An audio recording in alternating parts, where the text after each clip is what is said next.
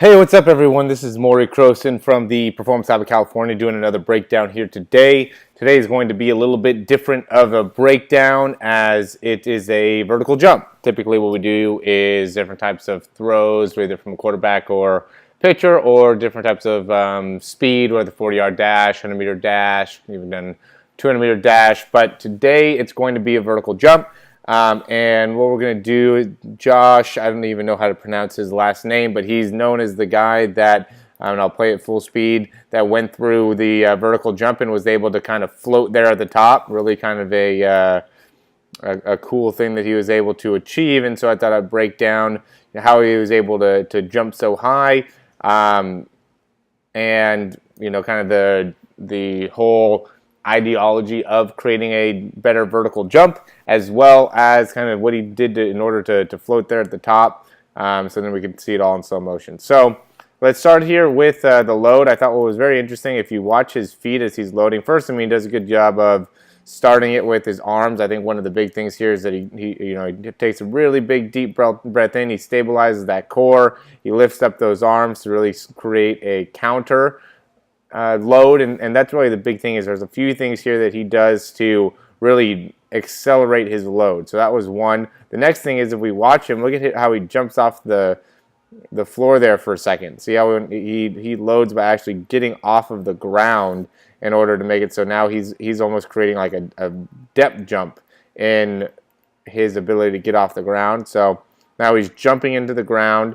Now from here, he does a good job of really bending in his spine, and by bending in his spine a lot, he's able to get his arms way back behind him. This isn't actually optimal for really creating good performance out of the hip, out of the ankle, really out of the knee as well. So he's not really setting himself up to utilize as much of his lower body, his legs, as he is really trying to use his upper body, kind of low back, as well as his arms. So as he's bending so far forward, he's really loading up his arms to make it so his arms could take over the movement, as well as his low back rather than his legs. Okay. Another thing that happens here is we can see that he starts to shift kind of forward, and this makes it so his weight goes from, this is a good loading sequence here, as he goes from his heels to shifting forward onto the balls of his feet, and then he rolls his hips through to really get off the ground here. And you can see the whole time, really what he does really good is he has a good sequence from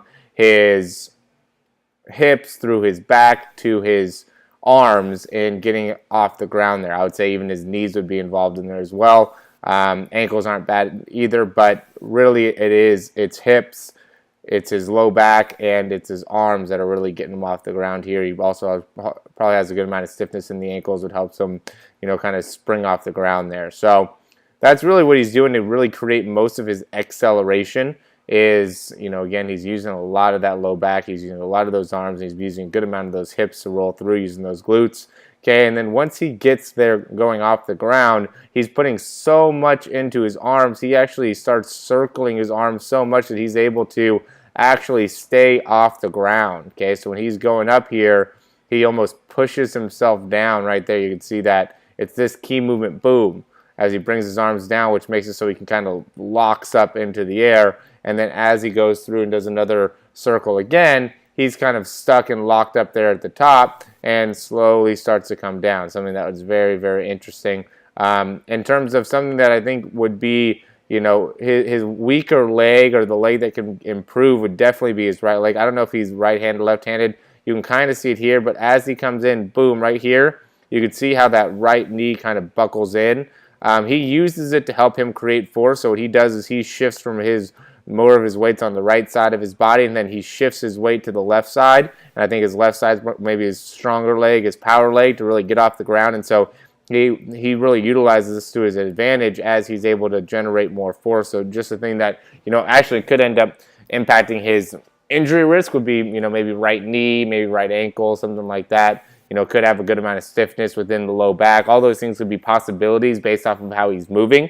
But I'd say that he does a good job of kind of loading up onto his right leg, then really giving a hard internal rotation of the right hip, bringing that right knee in to shift his weight over to his left side, his power side, and then he takes off from there. Again, What ends up being his really determining factor, though, and how high he jumps is his arm, how far he brings his arms back, and then how much he really is able to flex at the spine. Now, in terms of increasing vertical jump as a basketball player, or in terms of just functionality, even like as a football player, I don't think that this is really something that you'll be able to benefit a ton from, just because you don't want to have to put so much bending in the spine and as well as in the arms in order to generate as much height. You want to be able to really be fast twitch. So even if you don't jump 47 inches, if you can only jump, 41 inches or 42 inches, but you don't have to load as much, you're going to be in a lot better position both athletically and functionally to perform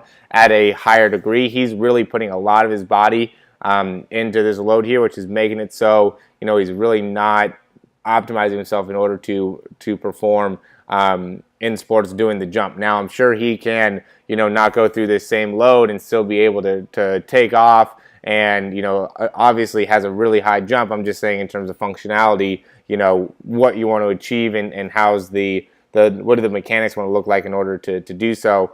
But, I would say that even if you didn't load as much, you'd probably still have at least a 42, 43-inch vertical jump, which would be, way over average, definitely in the top 1%. So, overall, Josh is one of the elite athletes, especially probably for his age group. And, why I like doing these videos, you can see what some of the, best athletes in the world are capable of, and really how they achieve that. And that was, one of those examples. So really cool video. I think it was awesome that he was able to hang out there and glide there for a second at the very top as well. So again, I just wanted to break this down and give you guys a little bit more information.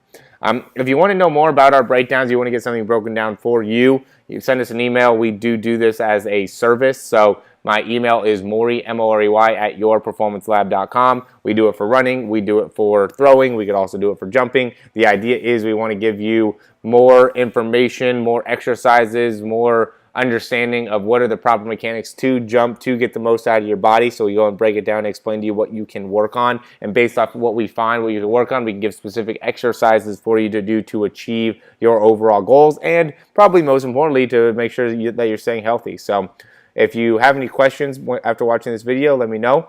And as always, we will see you soon.